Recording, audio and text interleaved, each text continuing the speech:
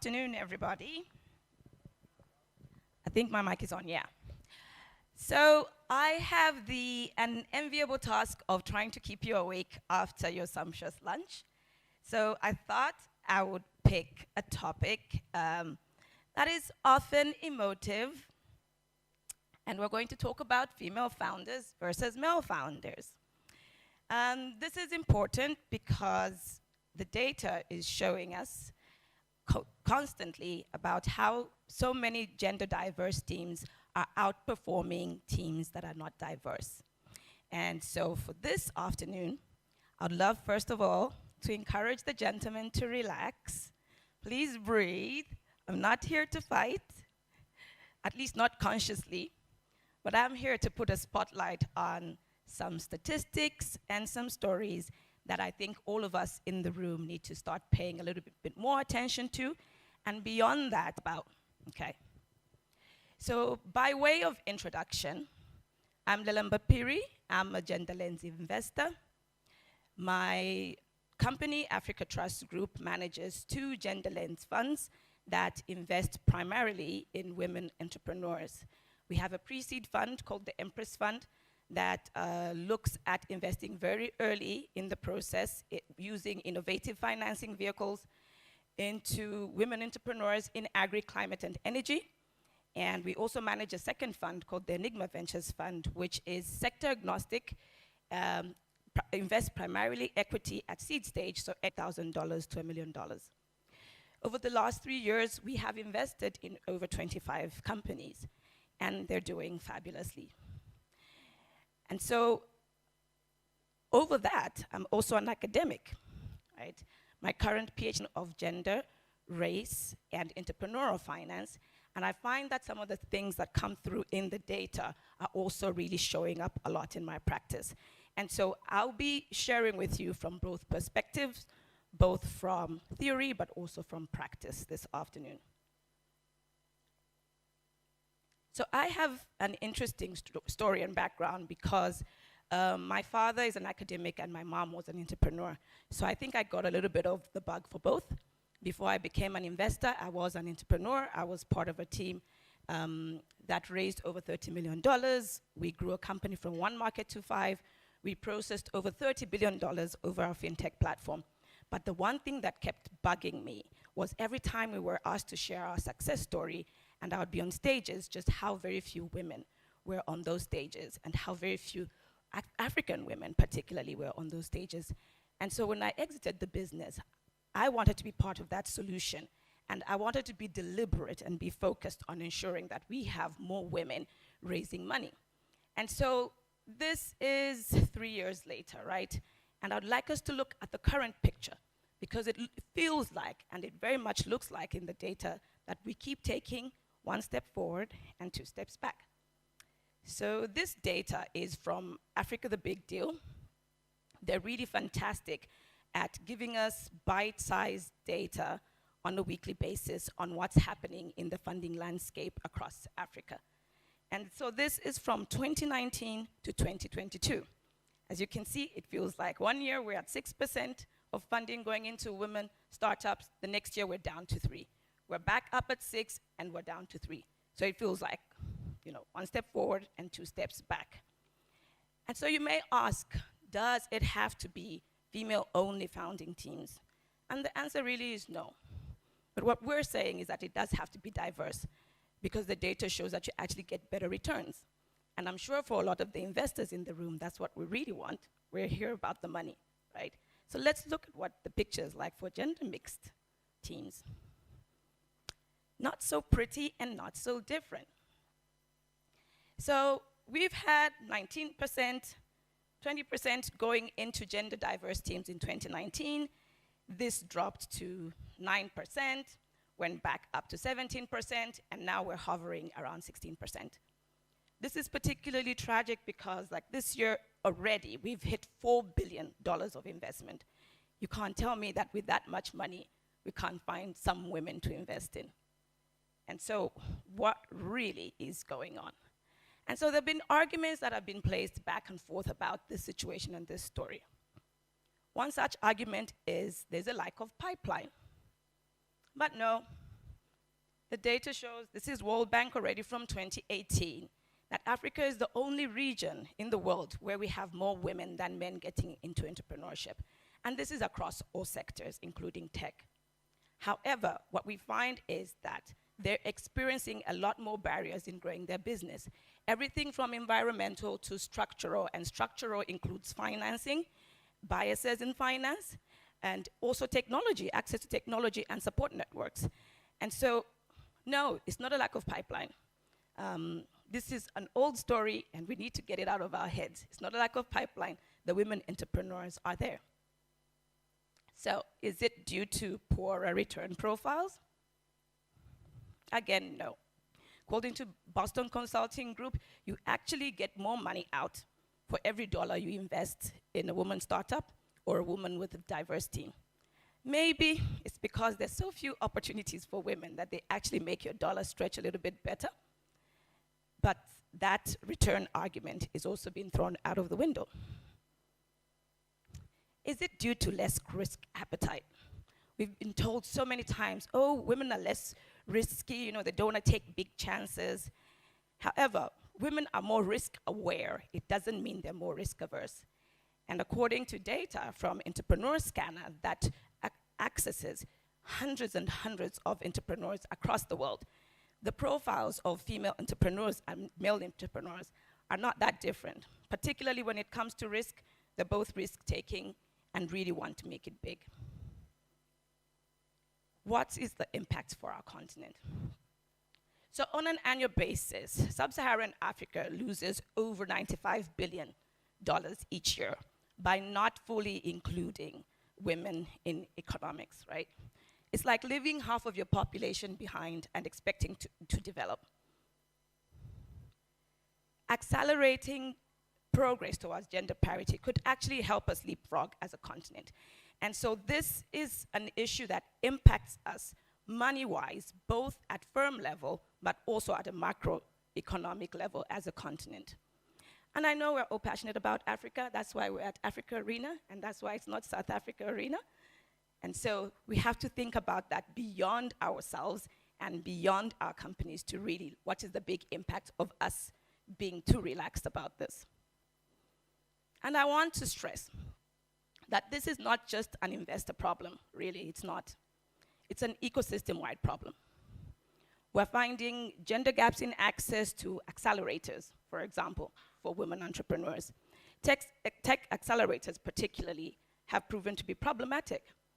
Something in the way that they invite people, something about the ponds they're fishing in, but we're just not getting equal numbers of women being able to access entrepreneur support organizations.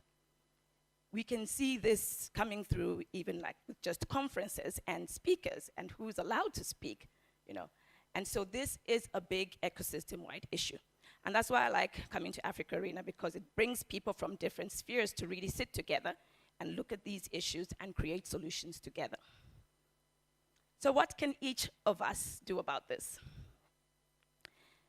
Because we have to shift from thinking about it as just a problem to what can I actually do about it? Let's not just speak about it, but do something about it. We can all apply a gender lens to everything that we do. What does that mean practically? You can look at your own ownership structure and look at that and see whether you are gender balanced or not, whether you have women in your ownership structures, because this matters. Ownership impacts strategic direction. It impacts who has a say in where things go and how things are done. And so you need to start with you by thinking about your own ownership structures in your businesses. And this matters whether you're an entrepreneur, an investor, or an ecosystem builder. Because where you fish from is a reflection of who you are. And all of these things are network driven, especially investing. The research is out there that there is a lot of homophily, which is investing in people who look like me, because your network reflects you. And so it starts with you, first of all, looking at your own ownership structure. Second, it's your leadership structure. Who is in decision-making positions? It's not good enough to say our organization is 50-50 if the women are all just working in the call center and there's no decision-making power, right? So who is in leadership? Who's in middle management? Who are we preparing to get into leadership when we are doing our succession? Think about your portfolio or your cohort if you're an ecosystem builder. Your customers, the people you are serving. How is the balance there? You can think about your products and services and how you're positioning them. Do they speak to women? Are they saying women are welcome?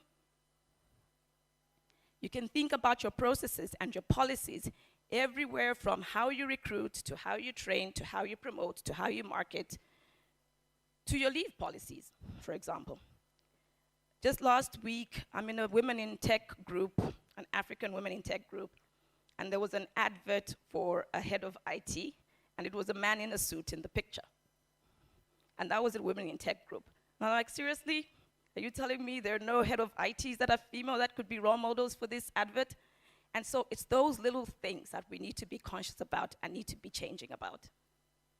And finally, think about your value chains and what you're creating. Who are your service providers? Who are your portfolio's companies' service providers? How are you balancing that? There's so many lenses and ways that we can look at this so that we are a little bit more deliberate about making something happen. You might ask, can we actually make a difference? Is this really possible if I do this with my organization? The answer is yes. We have a case of Zambia. This is from Brighter, 2022, fresh off the press. Of the publicly disclosed funding to startups in Zambia, more than 50% goes to startups with at least a female founder, and more than 20% went to all female founding teams. This is 7 times the average in Africa. Do we think this happened by accident? The answer is no, of course not. Zambia is home to the largest proportion of entrepreneur support organization with a gender focus. This includes ourselves as investors. We've invested heavily in Zambia, but there's also accelerators and incubators like WEAC or Jacaranda Hub that have quite a close lens on gender. And so, like I said, this is not just an investor problem. This is an ecosystem-wide problem. And all of us need to be thinking a little bit more deliberately about this problem. So here's some homework for you. You know, when you're going through a transformational journey, whether it's a diet and everything, you take your before picture so that you can start measuring your progress. I would love for you, where you're seated, to take your before picture, think about your team, and rate yourself on a scale of 1 to 10. How are you doing with gender diversity? And think in the lens of both ownership and leadership. Scale of 1 to 10. Think about the businesses you're serving or your customers who you're serving. Scale of 1 to 10. How are you actually doing? Think about your products and your services and your processes. Are they really gender friendly? Rate yourself, because only you can know. And these are honest conversations we have to have with ourselves. I'm going to go home, at 5 p.m. I won't be chasing you down. But this is an economic problem, both for your organization, but also for our continent. And then think about the value chains. Who are your suppliers? Who are your customers supplying? Do you really believe you're doing well? On a scale of 1 to 10, rate yourself. And then most importantly, commit to be better by this time next year. It's no longer just a conversation and nice to have. It's actually an imperative for all of us if we want to contribute to the development of our continent.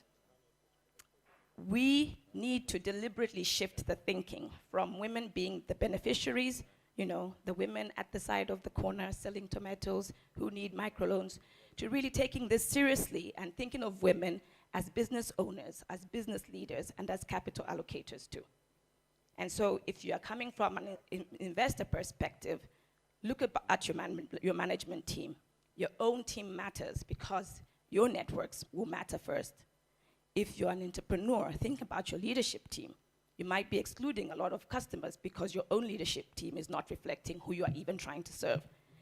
And so we need to shift this, and it's urgent.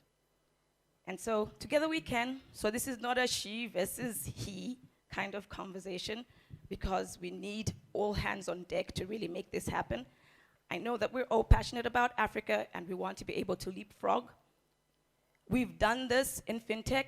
We leapfrogged and went well ahead of the West in making this happen.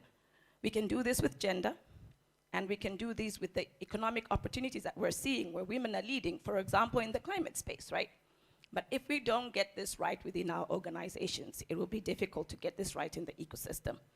So together we can, but we need to take action.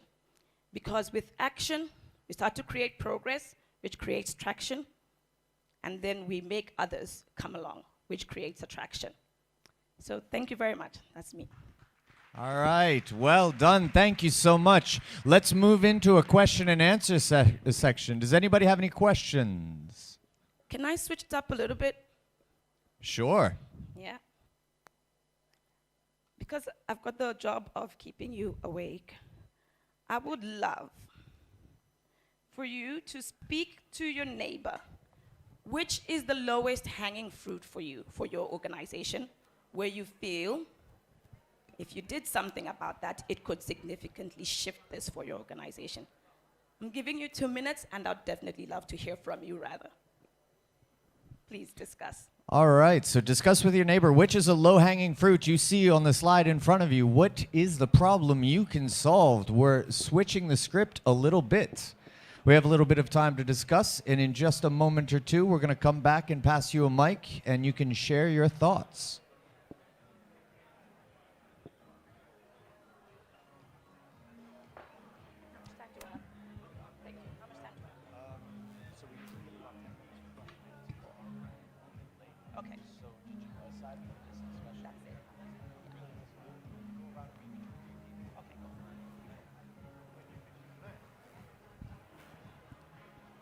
It almost feels like the Jeopardy music would be appropriate.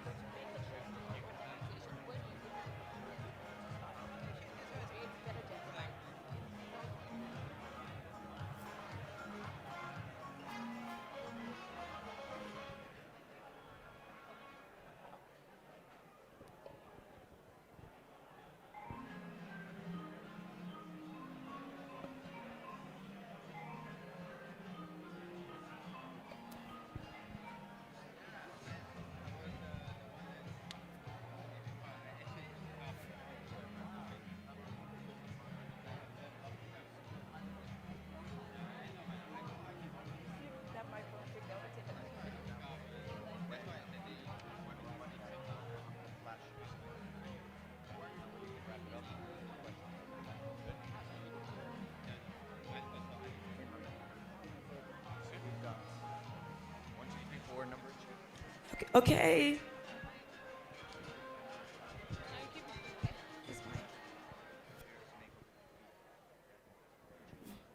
Where's my co-pilot? Yes, ma'am. I get to be co-pilot? How Yeah. exciting. Ladies and gentlemen, have we thought? Have we discussed? Have we gotten ready? It's quiz time. Anybody want to share? Who would like to go first? I see a hand coming up. Okay. I see a hand coming up in the front. All right. Oh, we got a hand in the back. So close. I'm so happy to see it's the gents raising their hands first. That's fantastic. Hi, Lelemba. Thank you so much for what you had to share.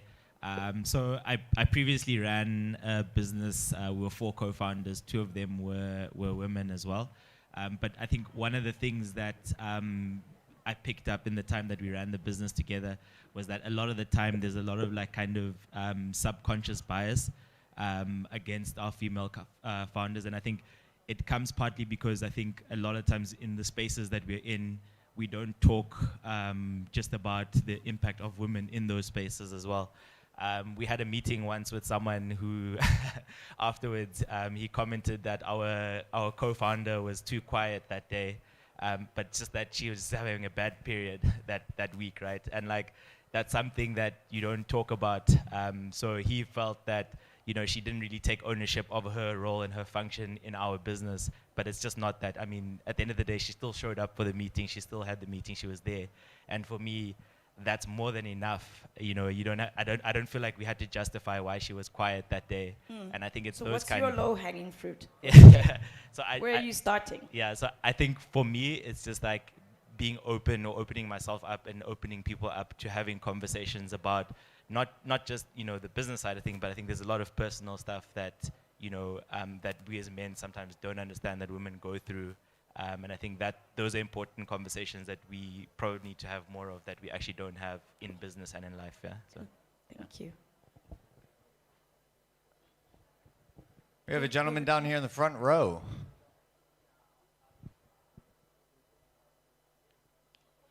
She's coming right behind. Okay, right.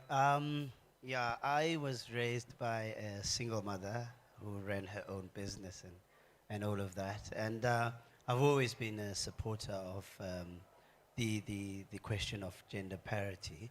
I actually like the point where I think something came up that women are rather more risk aware than risk averse. I think that's why products like risk insurance for women come up. It's true. I think you're more likely to have, especially in the South African context, men deserting their children than women, because you are the only one who cannot even deny your child. So it's a social upbringing that grows with you to be more responsible. But I think it's our responsibility as men to appreciate that. And when you spoke about it, I thought about products. For instance, I'm in the Stockville, fintech Stockville market, and I believe that women, my mother was doing it. She did everything for us. She built a home for us through Stockvilles. And I believe that creating a product in the Stockville market that improvises perhaps maybe on a cross-subsidization model on pricing to make provision for women might be a good positioning strategy for us as a business as well. And I think that it would make an indelible mark in the transformation for women parity. Thank you. So for you, it's product. Product, yes. I need one more. Yes, Two sir. more. Gentleman in the back. This row is not doing very well. This side of the room is not doing very well. Yes, thank you. Could we have this side of the room as well? Yeah. Thank you very much, Dr. Phiri, for the presentation. Not yet. April. Receive. I think I'm going to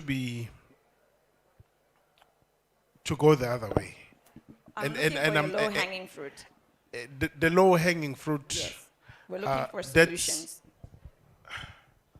Okay, I think one of my colleagues that we were. He's here. Over here. Here, right here. Yeah. Hi, my name is Ryan. I'm going to say leadership. We're based in Namibia. We're busy expanding into Zambia, funny enough, and looking for a country manager. So that seems like a good opportunity to put a woman in charge there, especially that seeing that the Zambian market is so Gender forward. gender forward, exactly. Cool. Thank you. Yes, ma'am. Hello, my name is Stella Lugalambi. I'm actually here to pitch for women. Most of the women you said who are selling tomatoes, do you know they need some cash flow and grow? But most of the people funding want people to come up with audited books and everything. So women as entrepreneurs are completely left out because of their kind of business models. But these business models can grow. And we can come up with an innovative way where they can borrow $100 and grow. And you can imagine the number of people I will give $100,000 to. I'll give about 1,000 women. So A for small, you, yeah. what do you feel is the big needle mover that you can put in place? Yeah, actually, I'm here because I've put in place something. I've Okay. tried it, and I'm here to try and pitch and see if I see. I can get an investor to give me that money, and I go back down and give it to them. Because I know they need cash flow, but no one is going to give them money because they don't have the needs of most funders. They are looking at how do they make money. A bucket of tomato, they actually make 100% interest, but no one looks at that small kind of way. So if I can be a champion for them, and make sure that if there are 20 in a group, we can have the audited books that people want, but we need to have the money to start. Thank you. Give yourselves a round of applause. Well done. Big round of applause for yourselves, our speakers, and all the great ideas that are flowing. Thank you so much.